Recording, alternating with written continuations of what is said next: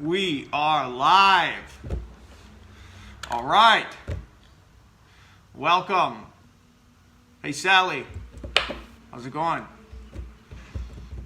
Timothy. Muhammad. Excellent. Thank you for coming. All right. Just wait a little bit here until we get 100 people in the room. Today we're going to be talking about the history of the Manhattan Project.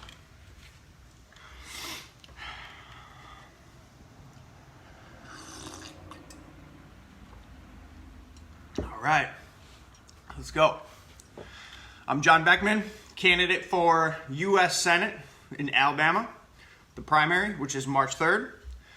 If you like the videos that I've been making morning videos talking about my policies. If you like the videos, you can follow, share is super helpful. You can like, comment. Even if you hate the videos, you can comment. You can give me some hate. You can vote in the primary on March 3rd, or you can donate at eaglewolfpack.com.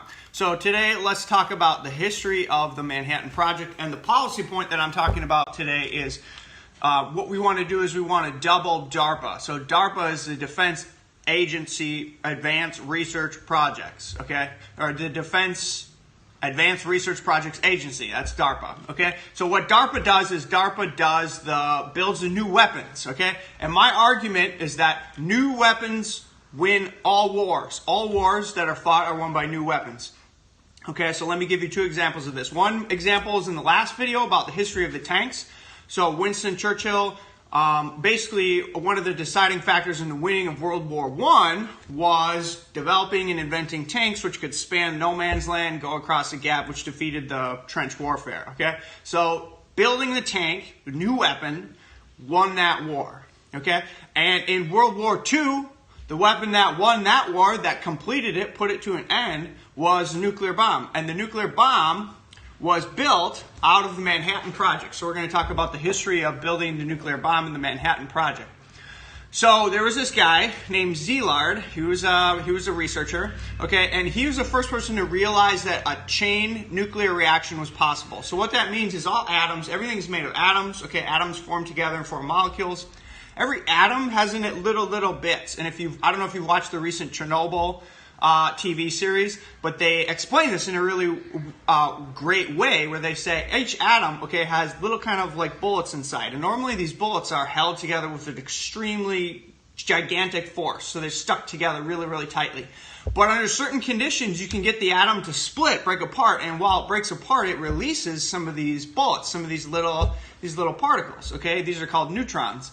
And these are essentially little bullets. And you can build a chain reaction of a chain nuclear reaction if you create a circumstance where you fuse an atom and it releases more bullets, and then these bullets go and hit other atoms, strike other atoms, and then they cause them to fission and they release more and more. So each time an atom fuses, breaks apart, it releases more neutrons, more bullets than the one before. So you can get this chain reaction where you can get this gigantic exponential curve of energy release, which is what fuels the nuclear bomb. Okay, so there's this guy named Szilard. He's the first person to think of this in his brain, that this might be possible.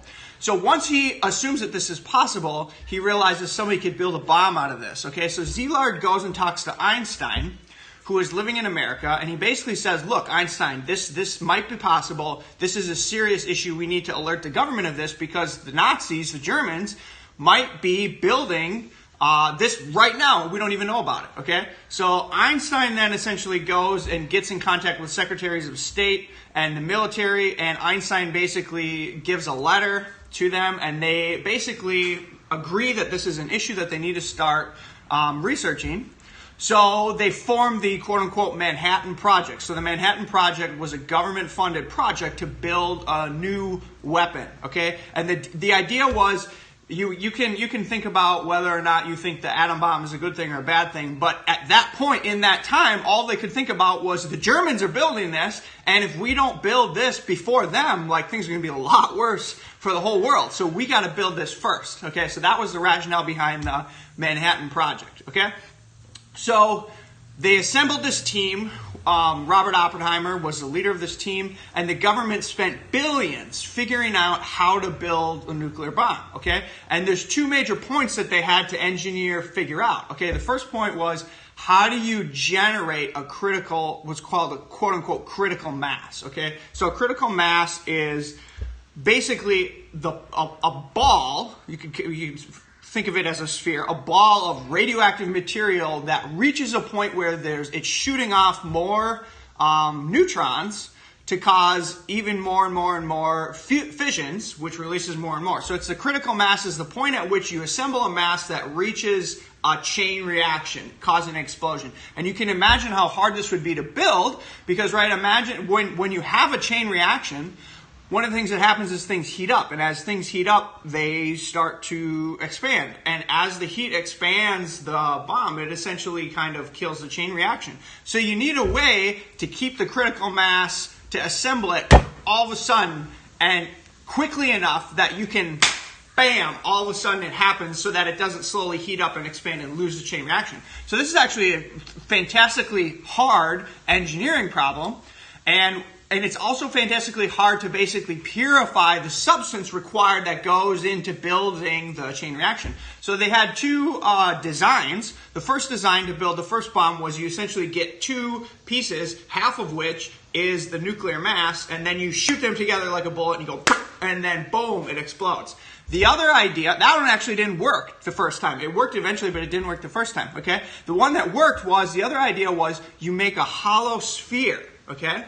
A hollow sphere, so a hollow ball, of the mass. And then around it, you put explosive lenses, okay? These are explosive lenses, means they focus power so that you can implode the critical mass all together uniformly around into a tiny, tiny, tiny, tiny volume, and then you get a chain reaction explode, okay? So the Manhattan Project figured out how to do this, and built the first nuclear bombs. They tested them at the first test, which was a Trinity test, and that led to the end of World War II.